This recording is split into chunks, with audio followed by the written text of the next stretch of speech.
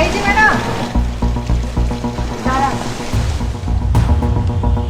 আমরা মনে হয় ভালো সময়ে চলে আসলাম, তাই না? হ্যাঁ ঠিক তাই। তা আপনি সাজুগুজু করে কোথায় যাচ্ছেন? আমি নতুন অফিসে জয়েন করার ব্যাপারে কথা বলতে চাচ্ছিলাম। নতুন অফিসে আর যাওয়া দরকার নেই। এখন চলুন আমাদের লাল দেলানে জব নেই। মানে মানে মানে মানে থানায় গেলে বুঝবি, ঠিক আছে? আপনারা এসব কি বলছেন? কি বলছি? আমাদের সাথে চল, তারপরে বোঝাবো। চল। মানে কি? আমি তো এই, চুপ চুপ, চল। আমি তো কিছু করি নাই। বল বল বলছি। সত্যি কথা কিভাবে বের করতে হয় তা আমাদের খুব ভালো করে জানা আছে। বল। বলবি না? আপনি যদি আপনার ভালো চান, আমি আবারও আপনাকে বলছি, আপনি সত্যি কথা বলেন। বলবি না? বল বল বলছি। বল।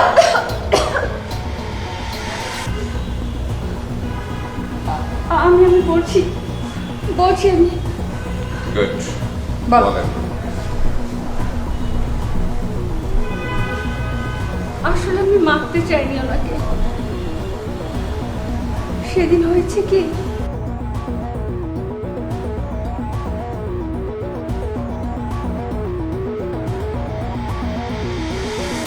এই নীলা, ভাইয়া কিছু বলবেন?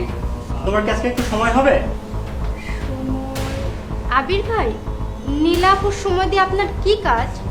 দেখো রাফিয়া, সময়টা নীলা, প্রয়োজনটা আমার। তোমার বলে কোনো লাভ হবে? হবে না তো। বুঝলাম। ছোটবেলায় একটু হলেও খেয়েছে সুজি, তাই এখন একটু হলেও বুঝি। রাফিয়া, তুমি না সবকিছু একটু বেশি বোঝার চেষ্টা করো। ভাইয়া, বস আজকে ছুটির পর আমাকে থাকতে বলেছে। ওনার কিছু কাজ করতে হবে। কাল যে প্রজেক্ট জমা দেওয়ার কথা, সেটা নাকি ভালো হয়নি। এভাবে ফাইল জমা দিলে আমাদের প্রজেক্ট পাওয়ার কোনো চান্সই থাকবে না। তাই আজকের মধ্যে সব কাজ শেষ করতে হবে। থাক, হার বলতে হবে না। মানুষের তিন হাত, দুটো দেখা যায়, একটা দেখা যায় না। আর যেটা দেখা যায় না সেটাই অজুহাত। ভাইয়া, আমি না মোটে অজুহাত দেখাচ্ছি না। আর আপনার বিশ্বাস না হলে আমার তো করার কিছু নাই। নীলাপু, আপনি ওনার বিশ্বাসের বস্তা নিয়ে টানাটানি করছে। রাফিয়া, তুমি না সব কিছুতে একটু বেশি বুঝো। আচ্ছা ঠিক আছে বাবা, আমি বিশ্বাস করলাম।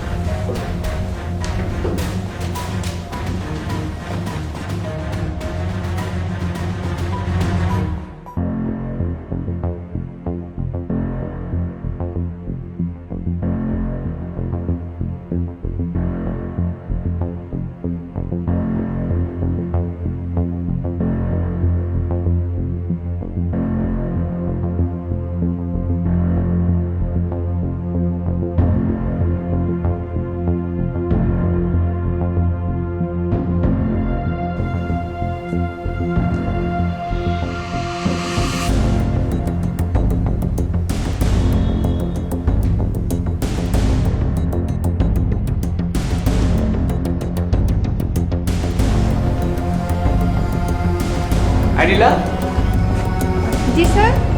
তোমাকে যে এই ফাইলগুলো রেডি করতে বলেছিলাম আমাদের প্রজেক্টে, করেছো? কি করেছি? ওটা নিয়ে কিন্তু আমরা অফিস ছুটির পর বসছি। আর ফাইল রেডি না করলে প্রজেক্টটা কিন্তু আমরা হাতছাড়া করব। ব্যাপারটা যাতে মাথায় থাকে।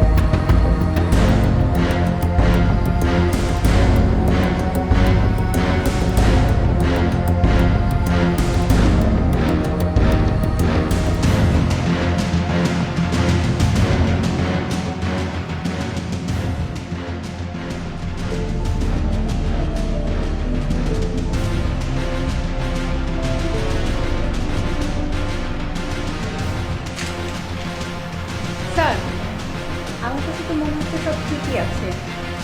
কোনো সমস্যা মনে হচ্ছে না। আমি জানি, আমি জানি যে সব কিছু ঠিক আছে, সব ঠিকই আছে। আরে রাখো তো এগুলো। সত্যির কথাটা কি জানো? তোমার সাথে কিছুটা সময় কাটানোর জন্য তোমাকে এখানে এনেছি। সরি স্যার, বুঝলাম না। তুমি বুঝোনি সময় কাটানো মানে কি? দেখো, যত টাকা লাগে আমি, তুমি শুধু একটাবার আমার সাথে সময় কাটাও। দেখেন স্যার, আমি অন্য মেয়েদের মতো না। আমি আমি আমি বাসায় যাব। শোনো, কেউ জানে না, অফিসে কেউ নেই, শুধু তুমি আর আমি। তুমি শুধু আমাকে একটু সময় দাও।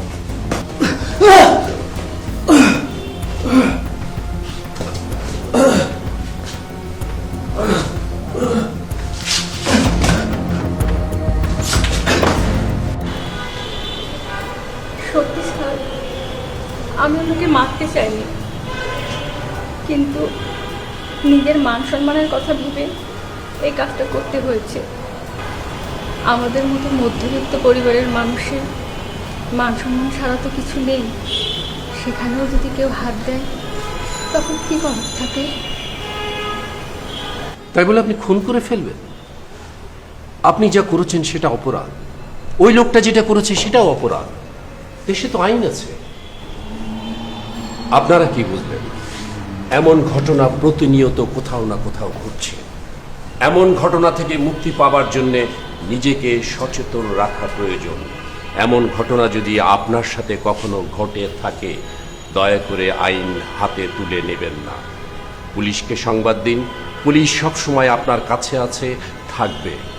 দেখা হবে আগামী পর্বে নতুন কোনো সত্য ঘটনার সাথে।